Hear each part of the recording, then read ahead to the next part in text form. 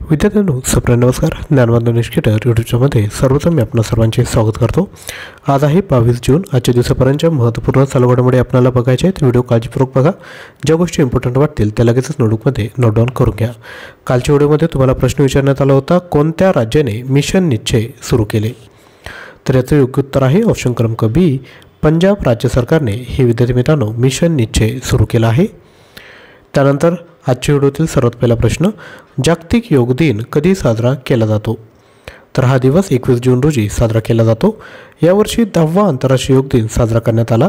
भारताचे पंतप्रधान नरेंद्र मोदी यांनी सप्टेंबर 2014मध्ये झालेल्या संयुक्त राष्ट्रांच्या महासभेत 21 जून हा दिवस आंतरराष्ट्रीय योग दिन म्हणून साजरा करण्यात यावा असा प्रस्ताव मांडला होता. यानंतर 11 डिसेंबर 2014 रोजी ठराव मंजूर करण्यात आला. 2015 रोजी पहिला योग दिन आयोजित केला. 21 जून हा उत्तर गोलार्धातील सर्वात मोठा दिवस आहे, लक्षात ठेवा. आणि या वर्षीची थीम आहे yoga for self and society. त्यानंतर पुढील क्वेश्चन आहे, United Nations Convention to combat डेझर्टिफिकेशनने भूमी नायक म्हणून कोणाला मान्यता दिली? तर ही दिली आहे सिद्धेश साकोरे यांना. लक्षात घ्या, साकोरे हे महाराष्ट्रातील केंदूर गावातील शेतकरी आणि ॲग्रो रेंजर्सचे संस्थापक आहेत. जागतिक वाळवंटीकरण आणि दुष्काळाशी लढा देण्यासाठी UNCCDद्वारे भूमिनायक म्हणून घोषित करण्यात आले. तसेच UNCCDच्या 30व्या वर्धापन दिनानिमित्त आयोजित कार्यक्रमादरम्यान साकोरे आणि इतर 9 जणांना भूमिनायक म्हणून मान्यता देण्यात आली. त्यानंतर पुढील क्वेश्चन, अलीकडेच कोणत्या देशात मांसाचं मांस खाणाऱ्या बॅक्टेरिया पसरला आहे? तर याचं योग्य उत्तर आहे जपान.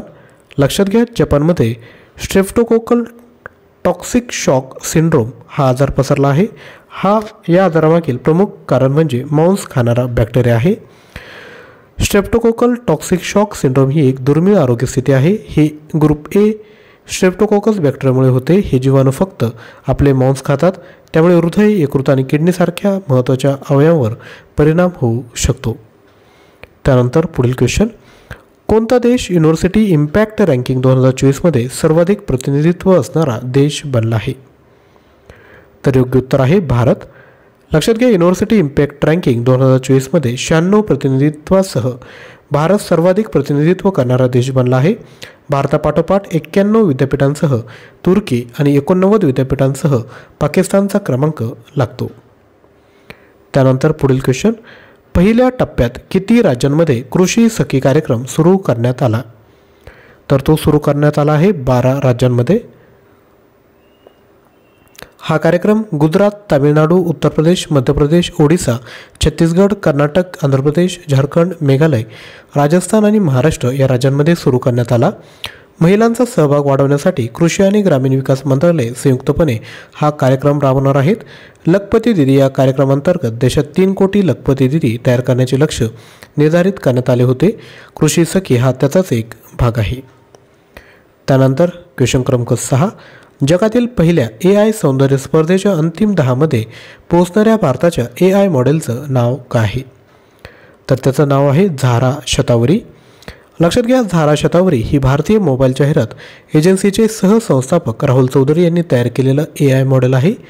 झारा जून 2023 पासून PMH बायोकेअरची ब्रँड ॲम्बॅसिडर देखील आहे. त्यानंतर क्वेश्चन क्रमांक 7, 112व्या आंतरराष्ट्रीय कामगार परिषदेचे आयोजन कोणत्या शहरात करण्यात आले? तर हे करण्यात आलं आहे जिनिव्हा या शहरात. 3 ते 14 जूनपर्यंत ही परिषद पार पडली.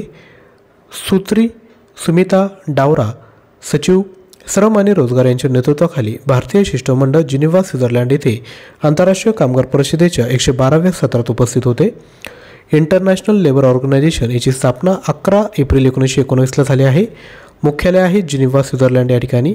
महासंचालक आहेत गिल्बर्ट होंको आणि 1969ला नोबेल शांतता पुरस्कार मिळाला आहे. त्यानंतर क्वेश्चन क्रमांक 8, हिंदी साहित्य संमेलनाचे 75वे अमृत महोत्सवी संमेलन कोणत्या राज्यात आयोजित करण्यात येणार आहे? राईट आन्सर आहे ओडिसा, ज्याची कॅपिटल आहे भुवनेश्वर. लक्षात घ्या, हिंदी साहित्य संमेलन प्रयागचे अमृत महोत्सव सत्र यावर्षी 23 ते 25 जून दरम्यान कोरापूट ओडिसा येथे होणार आहे. या संमेलनाच्या अध्यक्षस्थानी आग्रा येथील केंद्रीय हिंदी संस्थेचे संचालक प्राध्यापक सुनील बाबूराव कुलकर्णी असतील. उद्घाटन सत्राचे प्रमुख पाहुणे हैदराबाद केंद्रीय विद्यापीठाचे माजी कुलगुरू प्राध्यापक R.S. राजू असतील.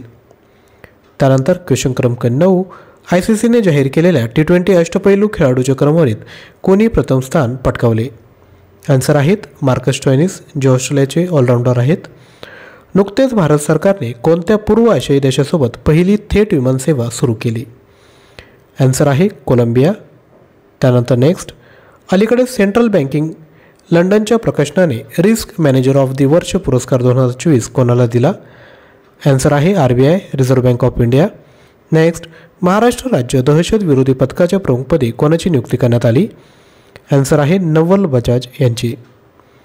त्यानंतर नेक्स्ट, IIT खरगपूरच्या पहिल्या महिला उपसंचालक म्हणून कोणाची नियुक्ती करण्यात आली? तर ही करण्यात आली आहे रिंटू बॅनर्जी यांची. नेक्स्ट, भारतातील पहिला शहरी रोपवे कोणत्या शहरात सुरू होणार आहे? तर हा सुरू होणार आहे वाराणसी या ठिकाणी. भारतीय लष्कराने नुकतीच कोणती देखरेख प्रणाली सुरू केली? तर याचं नाव आहे विद्युत रक्षक ही. नेक्स्ट, महाराष्ट्रातील मराठवाडा विभागातील कोणत्या देवस्थानाला राज्य सरकारकडून पर्यटन स्थळाचा अवर्ग दर्जा देण्यात आला? आन्सर आहे राजोरेश्वर गणपती. तर या पद्धतीने आपण एकूण 16 प्रश्न बघितले आहेत. तुमच्यासाठी होमवर्क आहे, ED फाइंड्स अ होम या पुस्तकाच्या लेखिका कोण आहेत? राणी मुखर्जी, देविका राणी, आलिया भट की प्रीती झिंटा? या प्रश्नाचं उत्तर येत असेल तर लगेचच खाली कमेंट करा. तसेच आपल्याला चालू घडामोडी PDF फाईल जर पाहिजे असेल तर आपण 93 56 25 60 34 यावर व्हॉट्सअप करू शकता. थँक्यू.